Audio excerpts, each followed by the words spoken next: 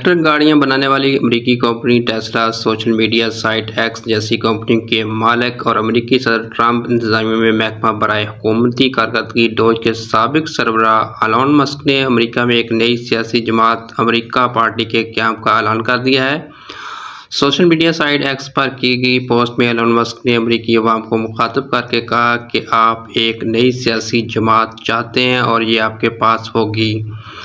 Alan مسک نے کہا کہ جب ملک کو دیوالیہ کرنے کی بات آتی ہے تو اس کا مطلب ہے کہ ہم جمہوریت میں نہیں بلکہ ایک جماعتی نظام میں جی رہے ہیں۔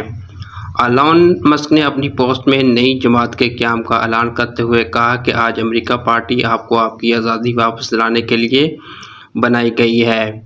واضح ہے کہ ایلن مسک امریکی صدر ڈونلڈ ٹرمپ کی الیکشن مہم چلانے والوں میں سرفہرست تھے اور ڈونلڈ ٹرمپ کے صدر بننے کے بعد ایلن مسک کو محکمہ برائے حکومتی کارکردگی ڈوج کا سربراہ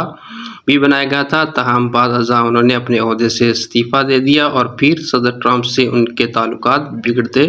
چلے گئے۔